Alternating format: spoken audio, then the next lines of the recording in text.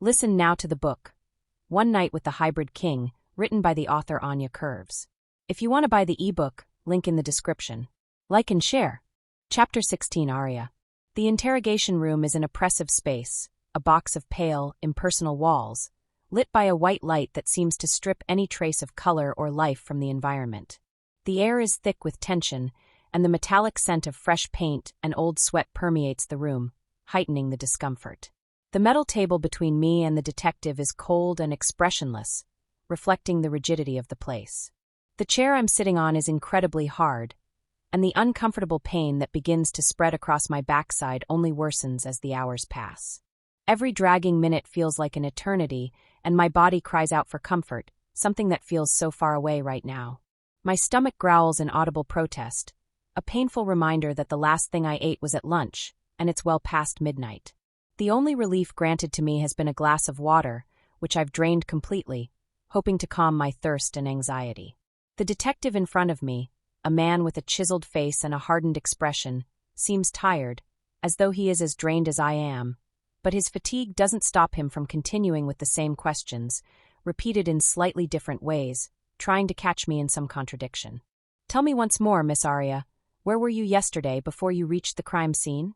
His voice, though stern, carries a note of boredom, as if this interrogation has already passed its point of usefulness. I, myself, am already tired of the repetitive questions. Always the same questions, just phrased differently. Where did I stay during the day before going to the crime scene?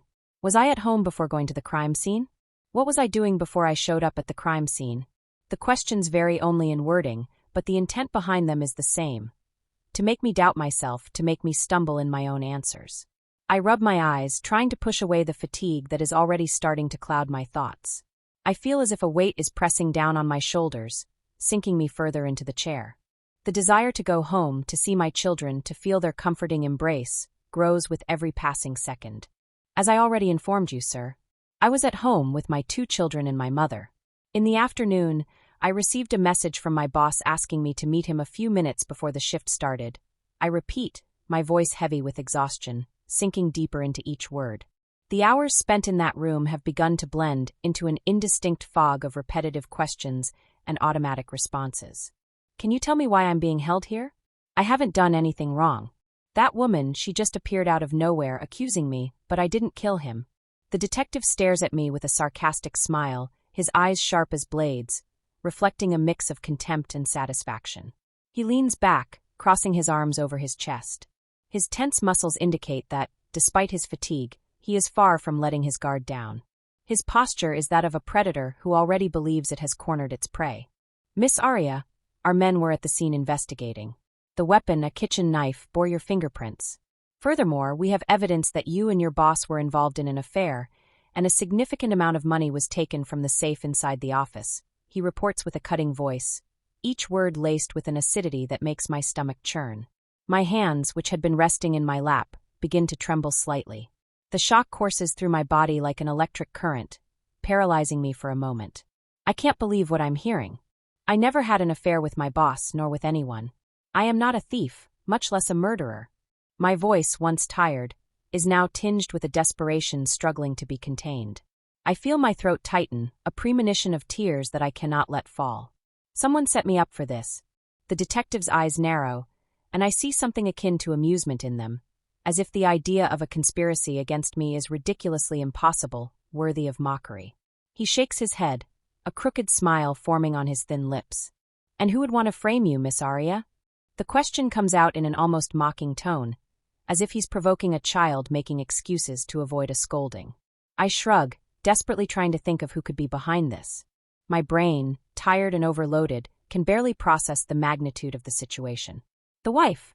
Maybe he really was having an affair, but not with me. And she, out of revenge, decided to make all this happen? The detective's laughter is dry and dismissive. He stands, grabbing the handcuffs off the table with an attitude that signals the conversation is over for him. His physical presence is imposing, and as he forces me to rise, I feel as though he's dragging me back into the harsh, brutal reality of my situation. The cold metal of the handcuffs tightens around my wrists, squeezing with a force that makes me shudder. You killers always have an escape, don't you? You're never the real culprits of the atrocities you commit. Come on, I'll take you to your cell now. It's time for you to reflect on the brutal death you caused that man. His words are like a sentence, laden with condemnation and a certainty that terrifies me. I'm dragged through the cold corridors of the station, my footsteps echoing off the dirty, stained walls. Some of the cells are occupied by 3 detainees, huddled together like animals, and I feel my heart race in panic at the thought of having to share that space with someone who truly committed a heinous crime. To my relief, I'm placed in a cell alone, but the space is tiny, a small concrete box that smells of mildew and urine, the floor dirty with dark stains I prefer not to identify. The only furniture is a metal bed with a thin mattress and a filthy toilet in one corner, with no privacy whatsoever. When will I be able to see someone? A lawyer or something? The question comes out hesitantly, almost a whisper, as the detective removes the handcuffs from my wrists. Only in the morning, Miss Aria. His answer is sharp, devoid of any trace of compassion or consideration. He doesn't look at me as he slams the cell door shut with a clang that reverberates through the walls. I feel like I've lost my footing, not knowing what to do or think. The hours I spent in the interrogation room, leaving me drained. Even with the deplorable and filthy state of the cell, I don't have the strength to resist. I drag myself to the thin mattress, which feels more like a piece of cardboard than something meant to provide any kind of comfort. I sit with my back against the cold wall, feeling the ice seep into my skin, as if the building itself is trying to freeze whatever is left of me. The mattress creaks under my weight, a high-pitched sound that echoes through the small cell, amplifying the feeling of isolation. In a few minutes, tears begin to run down my face, silent and incessant. I try to stifle the sobs, keeping the crying quiet, as if, even here where no one can see or judge me, I still need to maintain some control, some semblance of strength. I hug my own body, trying to find warmth, trying to protect myself from everything that's happening, desperately clinging to whatever dignity I have left. I feel my heart tighten with every tear that falls, every sigh that escapes my trembling lips. I cry until there are no more tears, until my eyes burn and my throat aches. The exhaustion finally begins to overtake me, and sleep, though disturbed and restless, lulls me in its cold embrace, dragging me into a world of nightmares and shadows. In my dreams, I see familiar faces twisting into masks of pain and betrayal. I feel the weight of the accusations crushing me. I see the blood-stained hands of a crime I know I didn't commit. But in the world of dreams, reality mixes with illusion, and I am tormented by doubt and fear, unable to escape the terror that chases me even while I sleep. When morning finally arrives, it brings no relief, only more anguish. I wake with a start at the sound of voices echoing through the cells around me, a distant sound that makes my heart race. Fear continues to cling to me, attached to my chest like a parasite, and I look around, trying to understand what's happening. The noise intensifies, and my body reacts automatically, pulling me toward the front of the cell, where I grab hold of the rusted metal bars. Outside, in the hallway, I see police officers bringing visitors to the detainees. The sight fills me with a timid hope, something I thought I had lost. Is my maid among them? Did she come to see me? The thought of seeing a familiar face, of feeling a touch that isn't loaded with accusations, gives me the strength to hold on a little longer.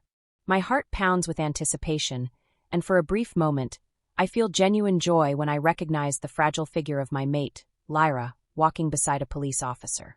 But that joy is quickly crushed when I see that she's not alone. Behind her, holding her hands, are my 2 little angels, Thorn and Aloan. The shock and sadness at seeing them here, in this awful place, crushes my spirit. They are pale, their big eyes wide and scared, and my soul shatters at the sight of the terror they are facing. When they finally reach my cell, I see that Thorn and Aloan's eyes are shining with tears that refuse to fall. My heart breaks into 1,000 pieces as I realize how much they must be suffering. I quickly kneel, putting myself at their height, and stretch my arms through the bars of the cell, trying to offer them some comfort, even though my own heart is in ruins. Hi, my angels.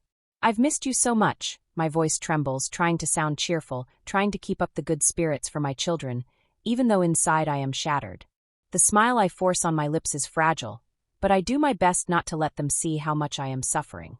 Mom, when are you coming home? This place is so ugly and smelly, Thorn asks, his voice shaky with tears.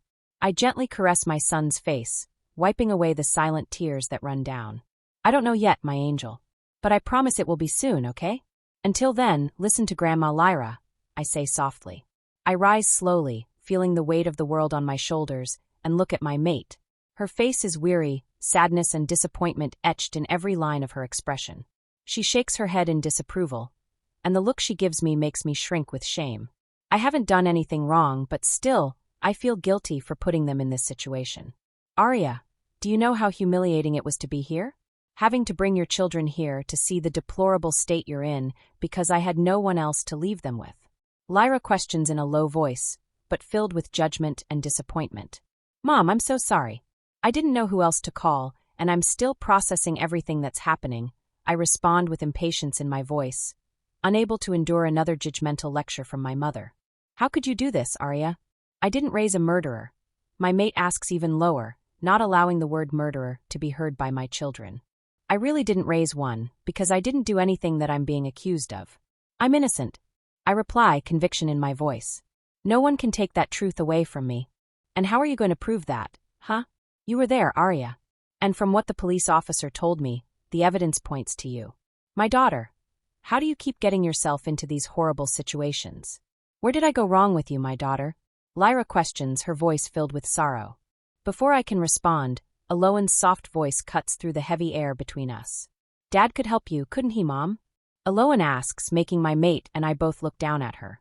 She looks at me with those big, innocent eyes, and for a moment the world seems to stop. I would love for your dad to help me, my princess. But remember what I told you. Dad is very far away, there's no way he can help me. I lie gently to my daughter. No, Mom.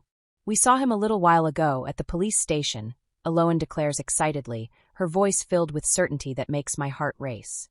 My mate and I exchange a glance, both shocked by the unexpected statement. I feel the blood freeze in my veins, and fear takes hold of me once more. Who is she talking about? Chapter 17, Aria. Children have a very vast imagination, Lyra declares, breaking the silence that had settled like a heavy fog after my daughter's surprising statement. Her voice sounds firm, but there's a slight hesitation there, as if she's trying to convince herself as much as she is me. They seek to fill the emptiness in their lives with imagination. I nod in agreement, but inside, my mind is bubbling with doubts and unease. Something in Aloan's statement haunts me, something beyond the simple childhood imagination. My daughter's green, bright eyes, so pure and sincere, are filled with an expectation that unsettles me. I can't shake the feeling that her words carried more than just a child's fantasy, more than an attempt to comfort herself or me. I feel a shiver run down my spine, and the cell, once just a physical prison, now feels suffocating, trapping my thoughts in a whirlwind of uncertainties. The sound of approaching footsteps brings me back to reality, interrupting my musings. The officer who brought my mate and children back to me appears again, his imposing figure filling the doorway of the cell with a cold, authoritative presence. I need to take them back to the reception before I release the detainee, he announces, his voice metallic, stripped of any trace of empathy or consideration. It's as if he were a machine, programmed to follow orders without question. My eyebrows rise in surprise, my heart racing in a mixture of disbelief and hope. I'm being released? Why? I ask, surprised. My voice betrays my incredulity, heavy with a confusion I can't hide. How could this happen? Who would have intervened on my behalf? Someone paid the bail. Now let's go, follow me. I don't have all the time in the world here, the officer responds curtly, already moving to lead my mate and the children before I can utter another word. My mind races in circles, trying to process this new information, but there's no time for questions. I'll see you all soon, I shout toward the corridor, my voice echoing off the concrete walls as they disappear from sight, leaving behind a vacuum of silence. I stand still for a moment, trying to absorb what just happened, but disbelief soon gives way to an uncontrollable wave of joy. I jump with happiness, my body vibrating with renewed energy. The cell, which just moments ago seemed like a tomb, suddenly takes on a new aspect, almost as if the dark walls and the nauseating smell could not erase the euphoria I feel. Shortly after, a female officer appears and leads me to another part of the station. The path is labyrinthine, and each step echoes like the beat of a racing heart. We pass several rooms, some filled with monitors and other detainees sitting, their grim expressions reflecting the uncertainty of what's to come. A sense of surrealism takes over me, as if I were watching everything from outside my own body. Finally, we are taken to a large room, filled with computers, where the incessant sound of keys being typed creates a soundtrack to the tension in the air. Other detainees wait, their faces marked by fatigue and fear, and the room seems to pulse with a charged energy, as if everyone there were on the edge of a cliff, waiting to see what fate has in store for them. Miss Aria Everhart, 25 years old, human. Charged with homicide, still under investigation. Bail set at $50,000 paid. You are prohibited from leaving the state until the trial is held, or the case is closed. Do you understand? The robotic voice of the officer fills the space, each word spoken without any emotion, as if it were merely a mechanical routine. Yes, ma'am. Could I know who paid my bail? I ask, worried. I didn't have that kind of money, and surely my mate didn't either. The uncertainty burns inside me like a flame fueled by the desperate need for answers. The officer doesn't raise her eyes from the monitor, her fingers moving automatically over the keyboard. The payer preferred to remain anonymous. Follow the yellow line to the other counter. There they will remove your handcuffs and return your belongings, she informs in the same cold, mechanical voice, as if she were dispatching a product rather than dealing with someone's life. My mind clings to the word anonymous, as if it were a puzzle to be solved. Who could it be? Who would have $50,000 available and the desire to help me without wanting to be identified? I feel a knot form in my stomach, a mix of relief and apprehension. I follow the officer's orders, walking along the yellow line on the floor as if it were a thread guiding me out of the labyrinth my life has become. 2 other male detainees follow behind me. After about 10 minutes, which feel like an eternity, I am finally released. The feeling of freedom is bittersweet. My handcuffs are removed, but the weight of the accusation still hangs over me like a shadow I can't escape. My belongings are handed to me in a plastic bag. When I step into the police station's reception area, I see my mate and my children waiting for me. The world seems to light up when Aloan and Thorn see me. They run toward me, their little legs moving with desperate speed, their faces shining with a joy that warms my heart. I crouch down, opening my arms to receive them, and when they collide against me, I feel as if the weight of all my suffering dissipates for a moment. "Mommy, you still smell like that awful place," Thorn comments, making a face as he pulls away from my arms. His words, so sincere and innocent, bring an unexpected laugh from my lips, a laugh that's a welcome relief. I stand up, still smiling, and hold their small, soft hands, feeling the softness of their skin against mine. With them by my side, I walk toward my mate. She's there, firm as a rock, but her gaze carries the weight of all the worries and pains we've shared. "Did they say who paid your bail, daughter?" Lyra's voice breaks the silence that surrounds us as we anxiously wait for a taxi to take us home. I shake my head before finally finding the words to respond. They said it was anonymous. Just as I reacted to that answer, my mate raises her eyebrows, surprised and confused. Neither of us knows anyone who would have that kind of money to spend just like that, let alone to pay the bail of someone charged with such a serious crime as homicide. Besides, who else would know I was in jail besides her? "Did you tell anyone I was here?" I ask, worried, trying to think of who might have helped me. Lyra shakes her head negatively, her lips pursed in an expression of frustration and reflection. "Who would I tell?" Her voice carries a mixture of impatience and concern, as if simply speaking about my arrest were an unbearable weight for her. "I don't have friends like that. After all, what mother wants to say her daughter was arrested?" Her final words are spoken with a bitterness that cuts through the air between us. I feel the guilt pressing against my chest, knowing that, even without intending to, I've exposed my mate to a humiliating and painful situation. Before I can respond, Lyra continues, her voice quieter now, almost as if she were thinking out loud. "Could it have been Alexander? Now it makes sense what Aloan said, maybe? He's always been a good guy." The mention of my ex's name makes my heart skip a beat. My mind is immediately flooded with memories of Alexander, his gentle smile, his deep eyes that seem to read my soul. A part of me wants to believe that he could have done this, but another part, the rational part, dismisses the idea as just a fantasy. I open my mouth to tell my mate that I thought I had seen Alexander weeks ago, a fleeting vision that could have easily been a mistake, an illusion caused by the suppressed desire to see him again. But the words die in my throat, and I decide to keep that information to myself. I don't want to fuel hope, neither mine nor hers. "Yeah, he's the only one I know who could have that kind of money.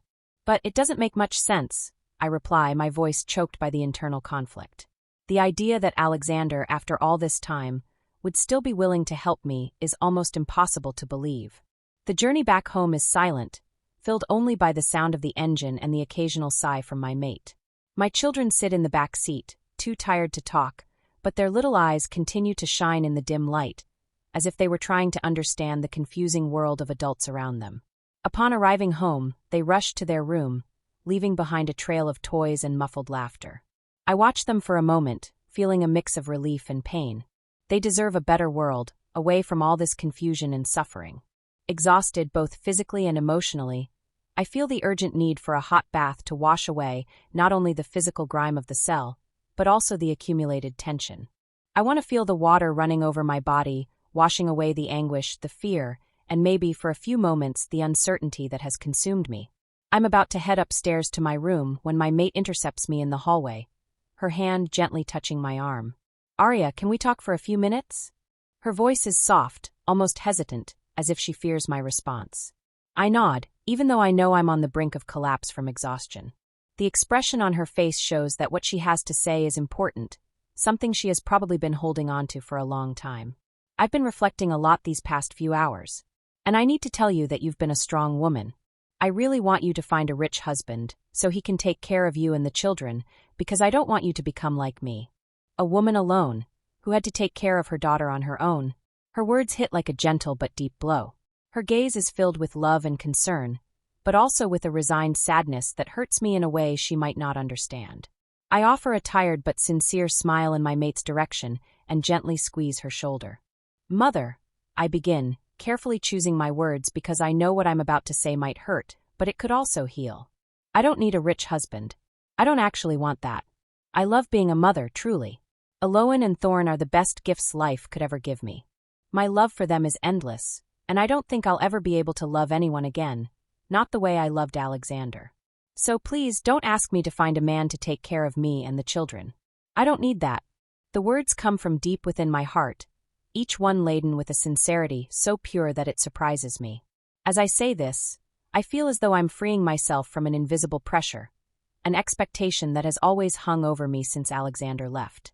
He took my heart with him that day, and though I've learned to live without him, I don't feel the need to fill it with someone else. My children are my life now, and the life I have with them is complete in its own way.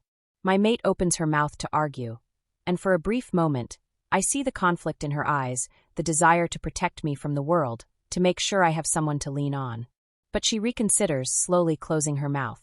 Her eyes soften, and suddenly, I feel her embrace around me, warm and comforting, something we haven't shared in a long time, perhaps years.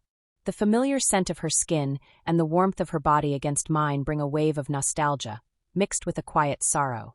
"It's okay, daughter. I just want what's best for you." Chapter 18, Aria.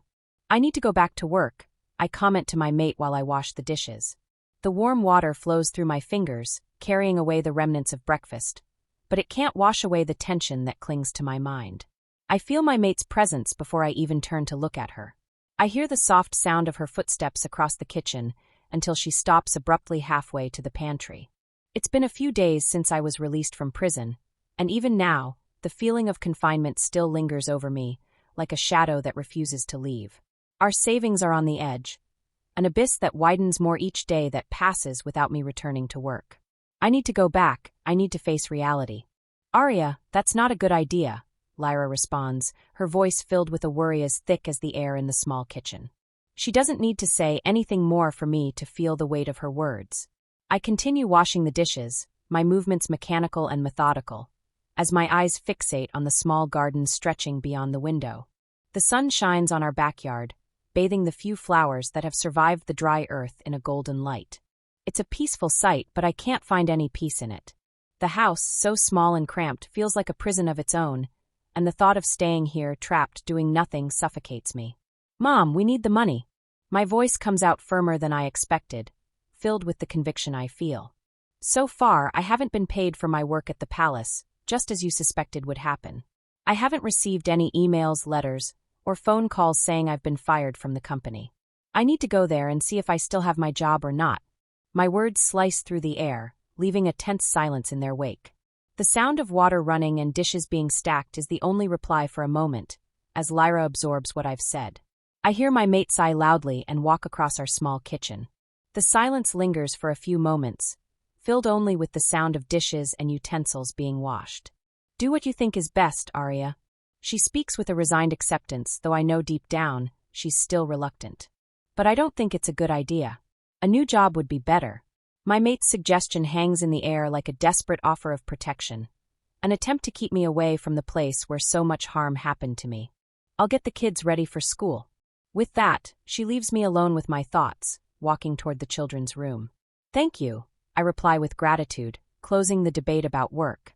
My body tenses as I stand in front of the small 4-story building. The building, which once seemed so familiar, now rises before me like a monument to fear and pain. This time, it's lit up, the interior lights shining like beacons in the darkness, a sign that there is life inside, people going about their routines, unaware of the turmoil raging inside me. The memories of the last night here claw through my mind with sharp talons, trying to frighten me. I take a deep breath, forcing my feet to move forward, even as anxiety tightens my chest like an impossible knot to untangle. I head toward the service area of the building, where the sounds of lively voices and cabinets being closed reach me. These everyday noises give me a brief sense of normalcy, a momentary relief that pushes away, if only temporarily, the dark memories threatening to consume me. But when I enter the locker room, the silence that settles is abrupt and oppressive. All my coworkers turn to face me, their shocked gazes fixed in my direction, as if I were a ghost, an unexpected presence that shouldn't be here. The discomfort that envelopes me is immediate, a wave of embarrassment rising through my body and settling in my chest, making my lungs heavy and difficult to breathe. I try to force a shy smile, a gesture of peace that barely conceals the tension on my face, and walk toward my locker with steps that feel heavier than they should. Around me, the silence begins to crack with murmurs, whispers that coil in my ears, each word a thorn piercing my skin. I thought she was the one who killed our boss. I hear someone whisper near me, the voice laced with a worry that mixes with fear. I heard she killed him with a saw after he refused to give her a raise, another person murmurs. The words are malicious and at the same time, filled with fear of my colleagues. My chest tightens, the urge to cry growing inside me like an uncontrollable tide. My hands tremble as I try to continue my task, but the anxiety starts to take over. Suddenly, a voice I immediately recognize cuts through the air, sharp and laced with venom. Hey, Aria. What are you doing here? Lily, a co-worker who has always looked down on me, never missing an opportunity to belittle me, shouts my name in the middle of the locker room. The contempt in her voice is unmistakable, a clear attempt to humiliate me in front of everyone. I take a deep breath, trying to calm the whirlwind of emotions swirling inside me. I feel the atmosphere around me shift, becoming even more tense, less friendly. I quickly wipe my eyes before the tears can roll down my face. I won't show weakness here. What does it look like I'm doing, Lily? My voice comes out colder than I expected, filled with a controlled anger that surprises even me. I came to work, just like you.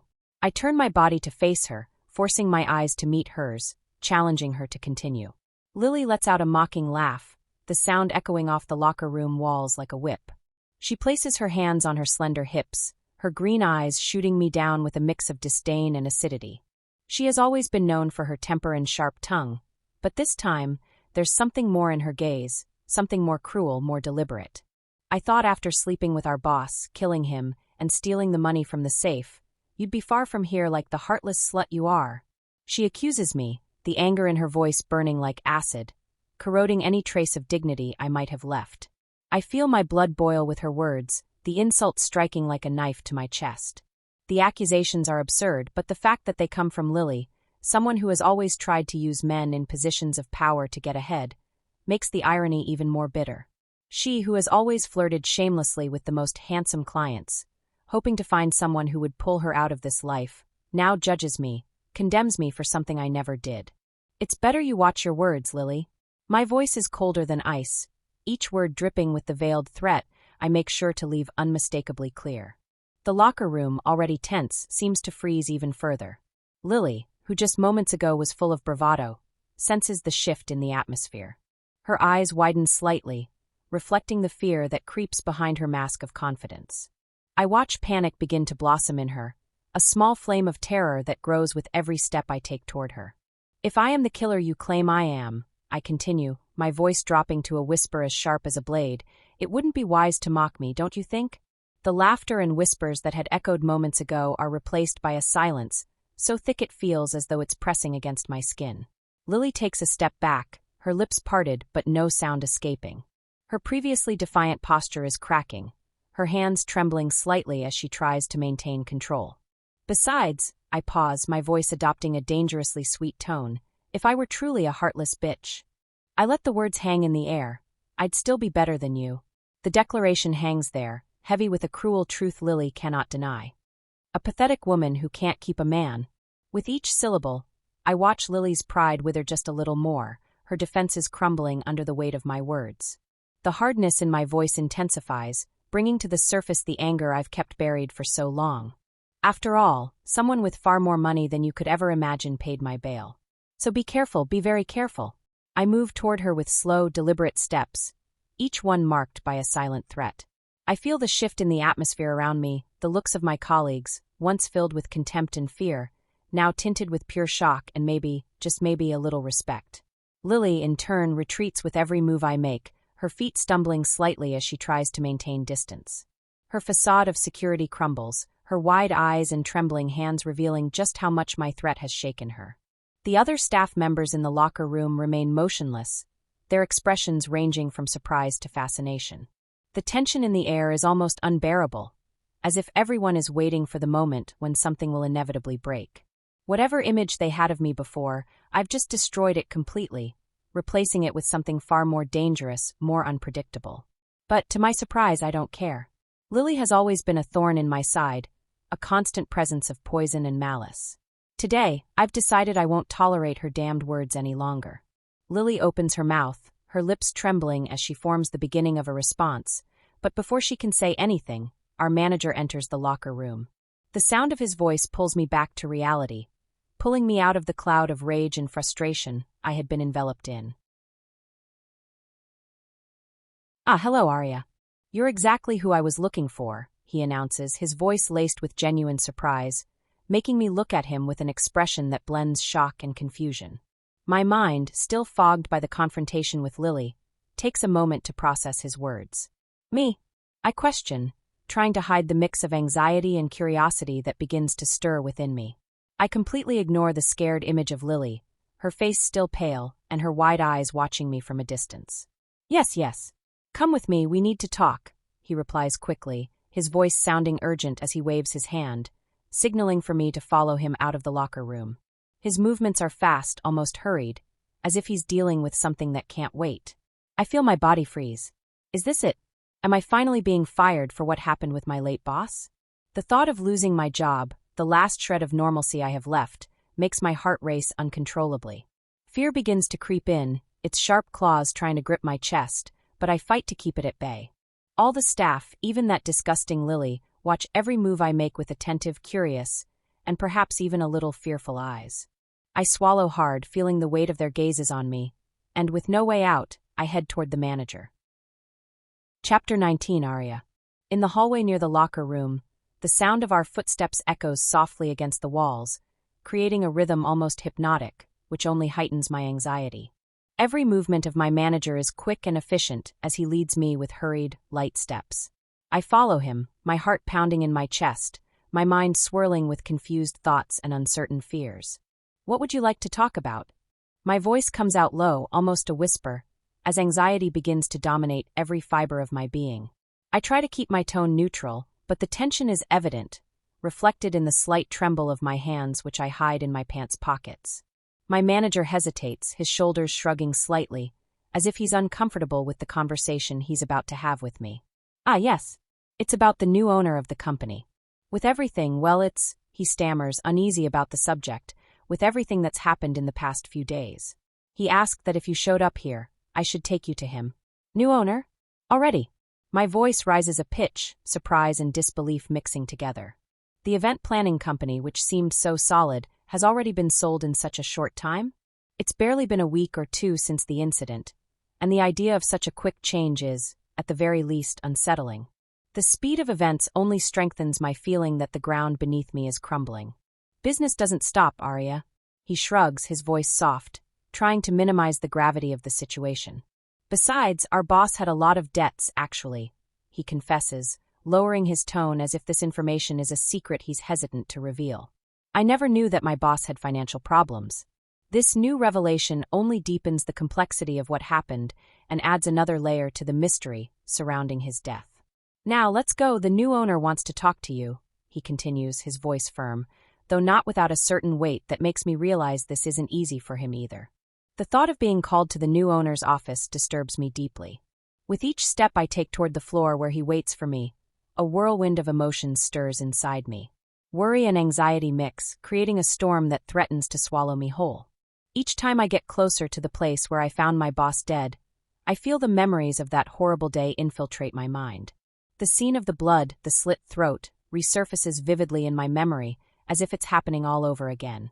My stomach churns, and the familiar sensation of déjà vu makes my body feel heavy, every step requiring more effort than the last.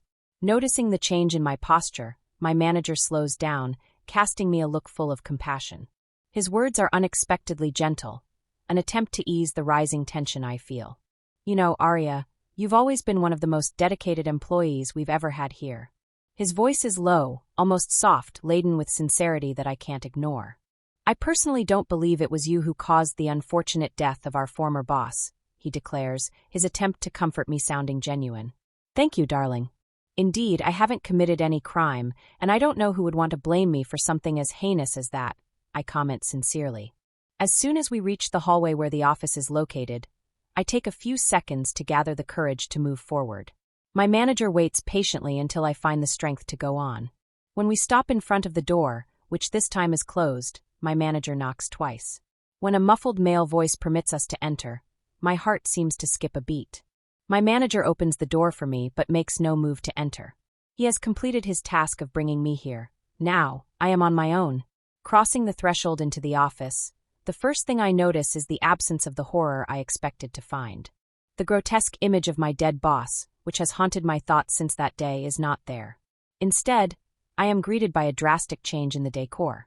The furniture, once functional and austere, has been replaced by modern pieces with sleek designs and clean lines. The space feels brighter, more open, as if someone had made a conscious effort to erase any trace of the tragedy that occurred here. The sight of the office now, so different from what it was, brings a wave of relief that almost makes me falter. I take a deep breath, trying to absorb the new reality of the space. The air, which once seemed heavy with the weight of death, is now lighter, scented with a faint citrus aroma that must come from some hidden air purifier. I realize that the person carrying the male voice is sitting in a high armchair, facing away from me. The mysterious air only quickens my heartbeat further. "Hello, did you ask for me to be called?" My voice, full of uncertainty, sounds hesitant, reflecting the doubt and apprehension that dominate every fiber of my being. I don't know how to act, what to expect, and this uncertainty leaves me at the mercy of the situation. The response comes, and the familiarity of that voice hits me like an electric shock. "Yes, Miss Aria Everhart. I want to discuss something important with you." "Something that concerns both of us," he replies, his deep voice resonating throughout the room, filling every corner of the office. I take a few precious seconds to piece things together in my mind, the fragments of memory slowly clicking into place until the reality of the situation reveals itself to me. Before I can react, the armchair begins to turn, and the face of the man who had been hiding until now is finally revealed. The shock paralyzes me when my eyes meet the penetrating gaze of King Caelum. "You." The words escape my lips in a stunned murmur, my mind spinning as I try to process the magnitude of what I'm seeing. The gravity of the situation crashes over me like a wave, crushing me with a force that almost takes my breath away.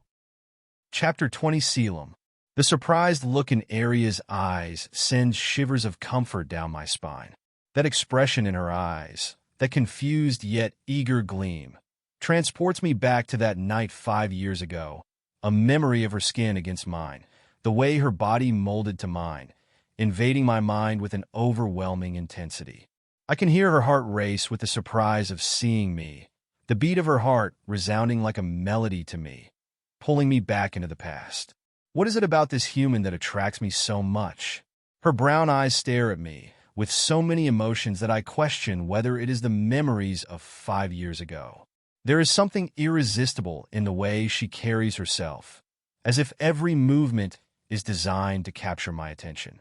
Her curves, which I once explored with eagerness, still pull me in a primal and visceral way. Her scent, intoxicating and heady, seems to have the power to awaken my lycan side with an intensity I've never experienced before, not even with Seraphina, my mate. Majesty. Aria finally regains her composure, trying to hide her nervousness, but the tremor in her voice and the way she curtsies, wiping her hands on her pants as if trying to erase some invisible trace of weakness, tells me I am managing to unsettle her. I watch her gesture with a contained smile, savoring the effect my presence has on her. This is so different from the Aria I met in that bar, confident and unafraid, but alcohol has the power to reveal our true selves, and perhaps the woman before me now is just a more restrained version of the one I encountered that night. "Hello, Aria. Please, have a seat," I order as I watch her stand at the door. She hesitates for a moment, her eyes reflecting the internal struggle between the desire to flee and the need to obey. Her heartbeat, once erratic, starts to stabilize, but her breath is still heavy, almost audible to human ears. Aria's brown skin shines with a slight nervous sweat, and I find myself fascinated by this combination of strength and vulnerability. The clothes she wears, though practical, cannot hide the inherent beauty she possesses, and my traitorous mind brings back the image of her naked, dressed only in that blue lingerie that molded her curves in a way I'll never forget. I watch with fascination as Aria takes each step toward me, sitting in the lowest armchair in front of the desk that divides the space between us. How I wish I could sweep everything on the desk to the floor and just lie with her here and now. But I need to keep my mind focused. I need to know what her connection is to the murder of her former boss, the attack at the wedding, and whether she has any links to the wolf-spawn renegades. I cannot allow my desire for her to cloud my need for the truth. Buying the company for myself was incredibly easy. Aria's former boss had debts with the state, hadn't been paying his taxes for almost 3 years, and we would have taken the property anyway. "Do you know why you're here, Miss Aria?" I ask with a voice full of provocation and malice, giving her any opening she needs to reveal the truth.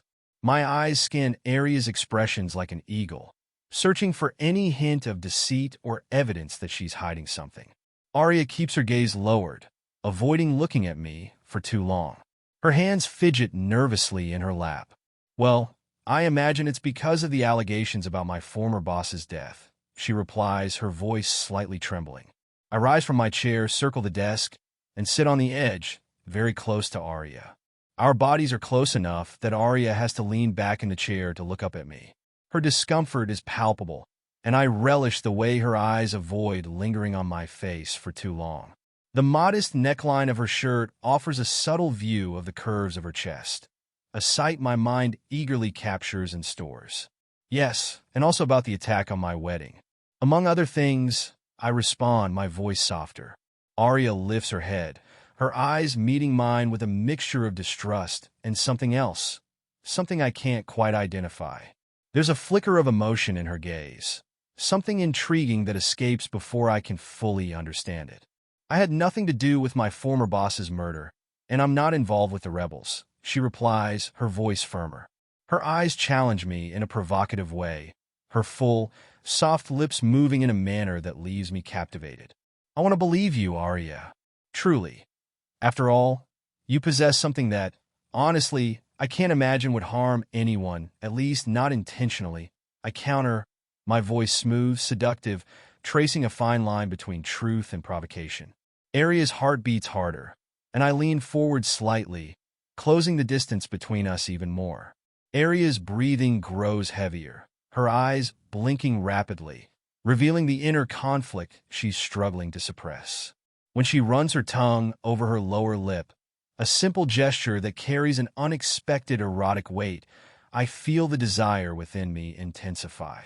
The need to have her again, to feel her skin against mine, begins to dominate my thoughts, threatening the control I strive to maintain. "And what might that something be, Majesty?" she asks, her voice now a soft whisper, laced with an unintentional sensuality that only deepens my interest. There's an innocence mixed with defiance in her words, a combination that attracts me like nothing else. My gaze travels over her face, searching for any flicker of desire, something to mirror the fire burning inside me. But the signals from her body are confusing, woven into an intriguing dance of resistance and attraction.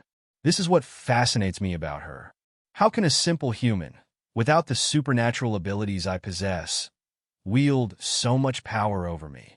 Your beauty, Aria.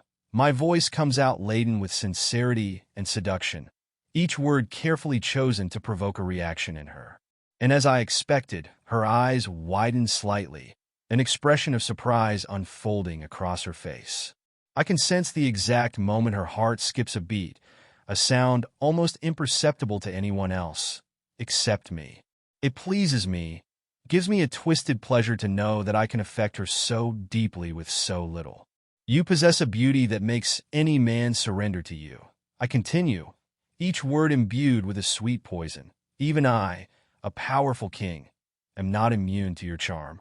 My eyes scan over Aria's expressions like an eagle, searching for any trace of deceit or something she might be hiding. Aria keeps her gaze lowered, avoiding eye contact with me for too long. Her hands fidget nervously in her lap. Well, I assume it's because of the allegations regarding the death of my former boss, she replies, her voice slightly trembling. I rise from my chair, round the table, and sit on the edge, very close to Aria. Our bodies are near enough that she's forced to lean back in her chair to look up at me. Her discomfort is palpable, and I delight in the way her eyes try not to linger on my face for too long. The modest neckline of her blouse offers a subtle view of her curves, a sight my mind eagerly captures and stores. Yes, also regarding the attempt on my wedding. Among other things, I respond with a softer tone. Aria raises her head, her eyes meeting mine with a mix of distrust and something more, something I haven't yet deciphered. There's a flicker of emotion in her gaze, something intriguing that eludes my full understanding. I had nothing to do with the murder of my former boss, nor am I involved with the rebels, she answers, her voice now steadier. Her eyes challenge me in a provocative way, her full, soft lips moving in a manner that leaves me captivated. I want to believe you, Aria. Truly, after all, you possess something that, honestly, I can't believe would harm anyone, at least not on purpose. I counter, my voice soft, seductive, drawing a fine line between truth and provocation. Aria's heartbeat quickens, and I lean in a bit closer, narrowing the space between us. Aria's breath grows heavier, her eyes blinking rapidly, revealing the inner conflict she's struggling to suppress. When she runs her tongue along her lower lip, a simple gesture charged with unexpected erotic weight, I feel the desire within me intensify. The need to have her again, to feel her skin against mine, begins to dominate my thoughts, threatening the control I fight to maintain. And what would that be, Majesty? She questions, her voice now a soft whisper, laced with an unintentional sensuality that piques my interest even more. There's an innocence mixed with challenge in her words, a combination that draws me in like nothing else. My eyes trace her face, searching for any spark of desire, something that mirrors the fire burning within me. But the signals her body sends are confusing, mingling in an intriguing dance of resistance and attraction. This is what fascinates me about her. How can a mere human, without the supernatural abilities I possess, wield such power over me? Your beauty, Aria. My voice emerges filled with sincerity and seduction, each word carefully chosen to provoke a reaction in her. And as I anticipated, her eyes widened slightly, a look of surprise spreading across her face. I can sense the exact moment her heart skips a beat, a sound almost imperceptible to anyone but me. It pleases me, giving me a twisted pleasure to know I can affect her so deeply with so little.